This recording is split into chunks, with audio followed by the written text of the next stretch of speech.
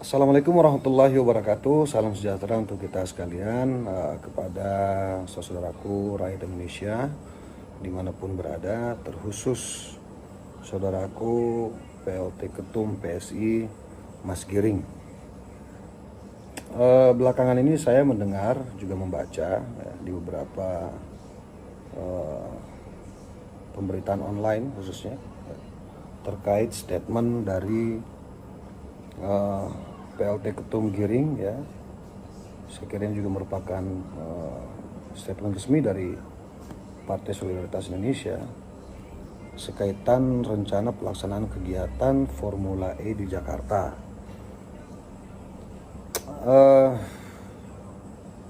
Saya secara pribadi tidak mau terlalu masuk pada persoalan pelaksanaan Formula E-nya gitu. Dan saya juga tidak mau masuk pada persoalan interpelasinya, tapi nggak apa-apa lah, nanti kita coba ulas sedikit aja. Saya lebih tertarik dengan pernyataan pembohong terhadap Pak Gubernur Anies Baswedan dari Ketum Giring gitu. Pembohong ini kan sebuah kata yang kalau kita buka di Kamus Besar Bahasa Indonesia ini sesuatu yang kemudian seolah-olah bentuknya seperti tuduhan gitu terhadap seseorang tentang perlakuan atau tindakan yang tidak sesuai dengan pernyataan dari seseorang tersebut gitu. Nah, persoalannya kemudian adalah letak masalah Pak Anies Baswedan hingga dikatakan sebagai pembohong dari Pak PLT Ketum Giring ini di mana ya? Karena ini lagi-lagi saya katakan bahwa ini statement seorang ketum ya dari sebuah partai yang ada di Republik ini gitu. Ini bukan pernyataan yang main-main saya kira gitu. Ini juga perlu dipertanggungjawabkan gitu kan.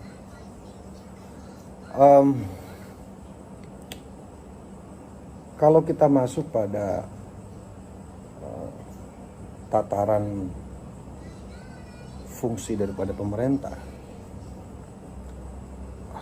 Bro Ketum Giring ini juga harus tahu bahwa pemerintah ini tidak hanya sekedar berbicara bagaimana membangun sebuah kota, bagaimana membangun sebuah desa, bagaimana membangun sebuah kelurahan, kecamatan gitu kan, atau apapun lah itu ya dalam sebuah wilayah di daerah misalnya.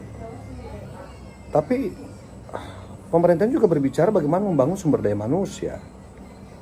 Bagaimana kemudian pemerintah itu juga hadir di dalam kelemahan-kelemahan masyarakat, ya, kekurangan-kekurangan masyarakat berupa bantuan-bantuan sosial gitu kan. Ada BLT juga misalnya gitu. Tapi yang perlu diketahui bahwa ada beberapa hal yang mungkin saja dianggap oleh sekelompok orang atau beberapa orang, termasuk di teman-teman DPRD DKI, terkait dengan beberapa kebijakan-kebijakan strategis pemerintah DKI. Dalam hal ini kita sebut saja berkaitan tentang Formula E misalnya, yang katanya menelan biaya atau membutuhkan biaya yang cukup besar di 1,3 T misalnya. Kalau saya nggak keliru, 1,3 T ini tidak lebih dari 2% dari total APBD DKI hari ini gitu. Artinya tidak lebih dari 2%, masih ada 98% yang betul-betul dipergunakan untuk kemaslahatan rakyat.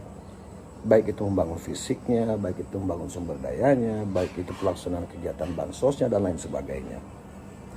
Formula E ini kan satu event ya yang bertaraf internasional, di mana semua negara mungkin saja berebut untuk menjadi tuan rumah gitu. Apapun alasannya, promosi negara, promosi daerah kan, atau dalam rangka menggerakkan roda perekonomian, kalau apalah alasannya. Tapi saya secara pribadi salut kepada Pak Anies, khususnya kepada pemerintah DKI yang berhasil membangun kepercayaan terhadap siapapun mereka yang memegang lisensi Formula ini sendiri untuk dilaksanakan di DKI Jakarta. Itu. Saya hampir 25 tahun tinggal di Jakarta, sepertinya baru kali ini ya ada kegiatan yang bentuknya seperti Formula E yang dilaksanakan di DKI. Biasanya kan kalau saya nggak salah, kalau balap-balapan itu kan biasanya di Sentul ya, dilaksanakan gitu. Atau di luar daerah, di luar DKI gitu. Nah artinya apa? Ini mestinya mendapat dukungan penuh dari DPRD dan juga masyarakat DKI gitu.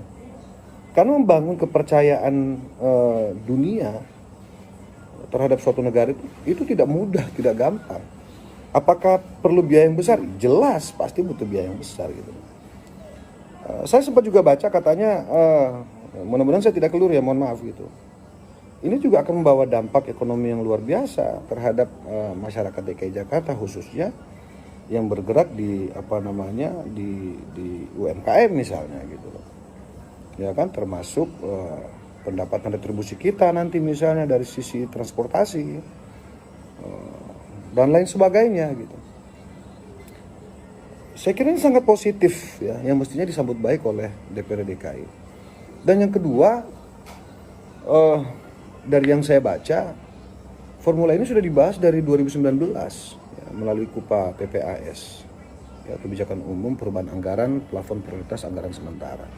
Terus dilanjutkan lagi di 2020 melalui KUA PPAS. Ini semua sudah dimasukkan gitu loh, kebutuhan anggarannya. Nah, yang menjadi pertanyaan adalah apakah PSI atau rekan-rekan anggota DPRD DKI dari PSI ini tidak mengikuti pembahasan anggaran apa gimana? Kok seolah-olah di belakang hari ya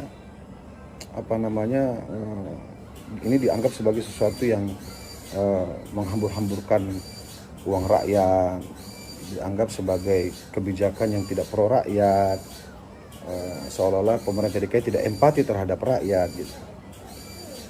Ini kan harus dipertanyakan juga gitu. Karena bila mana suatu usulan anggaran dari pemerintah dan dibahas di DPR dan sudah disepakati, ini kan mestinya tidak bisa diganggu gugat ya. Ini kan persoalan konsistensi dari batang tubuh APBD yang sudah disepakati secara paripurna.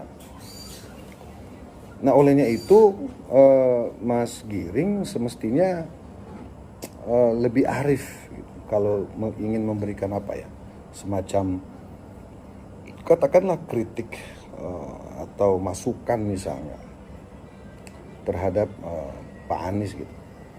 Tidak serta-merta mengatakan Pak Anies adalah pembohong, gitu kan.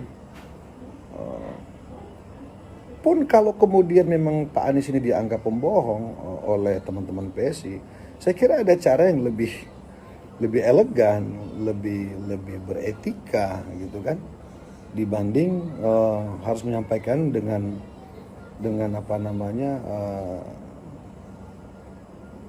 cara-cara yang sekarang saya kira bisa kita lihat di banyak media gitu. Saya yakin sekali bahwa Pak Anies ya dengan segala pertimbangan ya, dengan segala pemikiran sudah betul-betul mengetahui alasan dan juga dampak dari pelaksanaan Formula E yang insya Allah akan dilaksanakan tahun depan di DKI. Dan saya juga yakin betul sesungguhnya jauh dari lubuk hati paling dalam teman-teman PSI sebenarnya menyetujui dengan kegiatan ini. Cuman memang mohon maaf kalau boleh saya katakan ini kan seolah-olah COVID-19 ini menjadi kambing hitam bahwa ini belum tepat waktunya misalnya pelaksanaan. Ini belum saatnya misalnya, mungkin nanti. Tapi kan saya kira kita juga tidak boleh pesimis. Kan banyak sekali jurnal-jurnal beberapa media, ya banyak sekali tulisan-tulisan terkait COVID juga, di mana kita ini tidak boleh kalah dengan COVID gitu. Kita ini harus berjuang, harus optimis. Kalau nanti memang ternyata akhirnya adalah kita harus berdampingan dengan COVID, ya pemerintah sudah dengan segala cara akan mencari jalan keluar gitu. Nah, sehingga Formula E ini juga, pelaksanaan ini adalah bentuk optimistis dari pemerintah DKI gitu kan, bahwa Jakarta ini COVID-nya sudah bisa dikendalikan gitu loh. Artinya pemerintah DKI menjamin bahwa pelaksanaan kegiatan ini akan aman dari dari hal-hal yang kemudian kita tidak harapkan, misalnya terjadi klaster baru dan lain sebagainya. Yaitu pemerintah DKI juga harus memberikan jaminan itu, khususnya kepada tamu-tamu kita, wisatawan luar negeri yang akan datang melihat langsung kegiatan Formula E ini sendiri gitu. Jadi memang semuanya pasti sudah dipertimbangkan. Nah, olehnya itu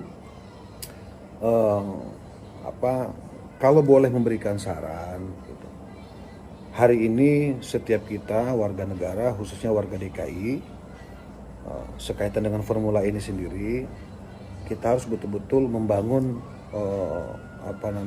rasa optimis kita bahwa Indonesia ini harus bisa kembali hidup secara normal gitu kan, bisa kembali hidup seperti sedia kala di mana sebelum COVID ini datang gitu. Nah, sehingga